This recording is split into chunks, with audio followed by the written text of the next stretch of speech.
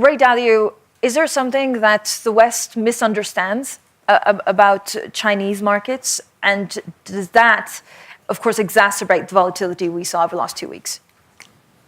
I think there's a lot that the West misunderstands about the Chinese markets, but I think the essence of what's going on in China is an adjustment, four major challenges. They have a debt restructuring challenge. They have an economic restructuring challenge, so they have to come up with a new model for the economy. They have a capital markets challenge, to build the capital markets in an efficient way so that it circulates capital through the system better. And right now they have also a balance of payments challenge, having to do with the pressure on the currency, the capital outflows, and those types of things.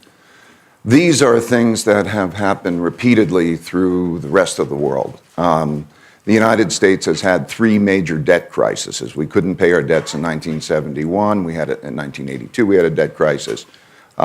We had the S&L crisis.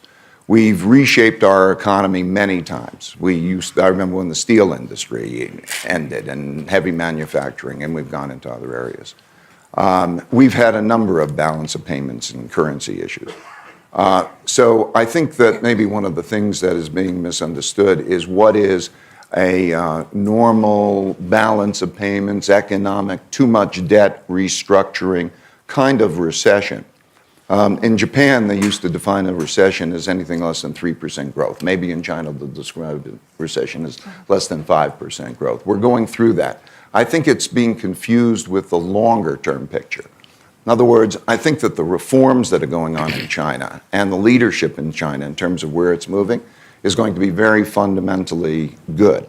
And so you're looking at something that is a short-term challenge as distinct from something of where we will be in 5 years after the regeneration of new capital markets and new economy with vibrant young entrepreneurs and that other economy that's now beginning to flourish. But why have we had so much volatility since the start of the year?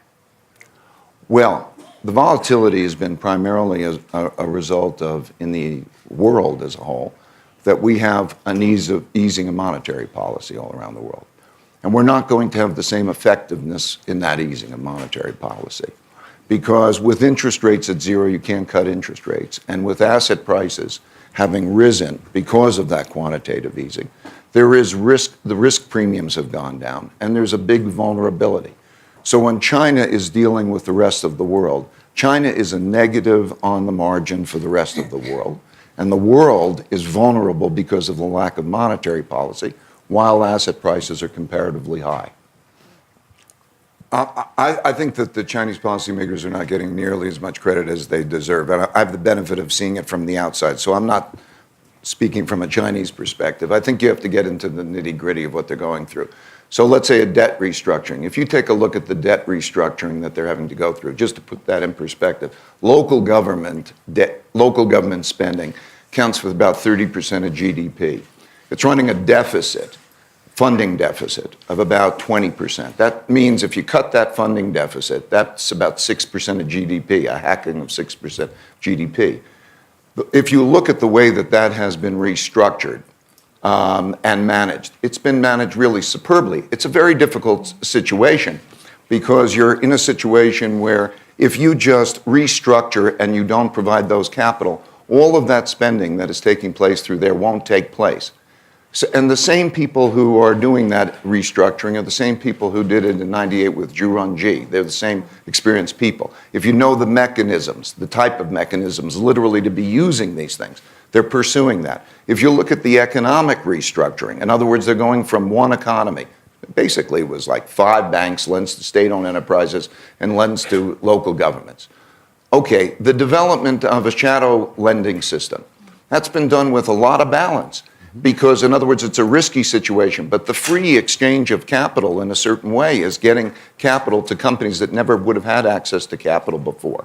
And that's not producing a volatility. That's quite an accomplishment. And if you look at, okay, the balance of payments is a very difficult situation. Capital flows are what the capital flows are. And if you look at how they're handling it, I think in terms of the stock market handling it, there have been problems.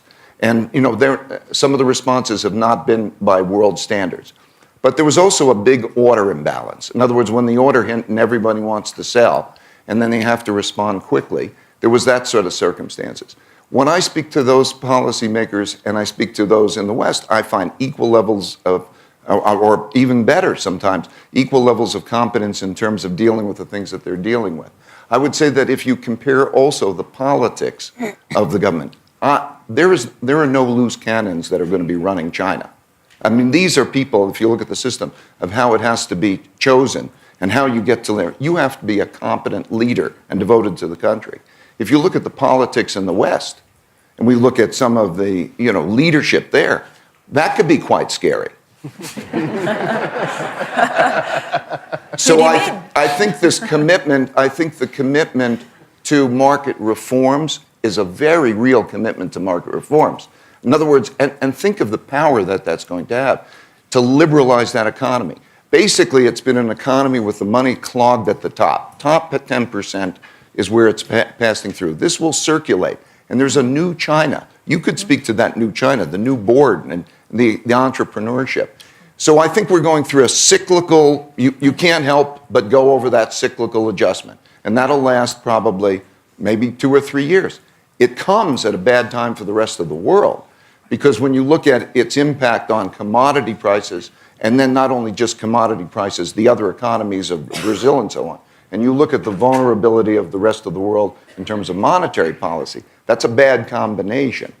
But we'll get past this, I think, in terms of China. A bad year in China is going to be a great year in almost any other country.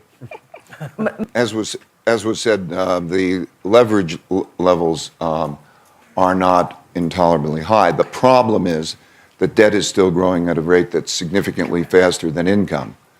That's an unsustainable circumstance. It's also an understandable circumstance because changing that rate abruptly will have a negative effect on the economy. I think the issue of instability is more of a balance of payments currency issue. That becomes one that I'm more concerned about. That might require more of an adjustment in the currency, and that adjustment in the currency would have an effect on the rest of the world, which would also transmit deflationary pressures to the rest of the world, because those exchange rates would essentially appreciate. And that has an effect at a time when there is a weakness in the rest of the world. We have to look at the impact that China has on the rest of the world and the rest of the world has on China, and the fact that there's not much of an effectiveness in monetary policy. Those two things combined create for a risky situation.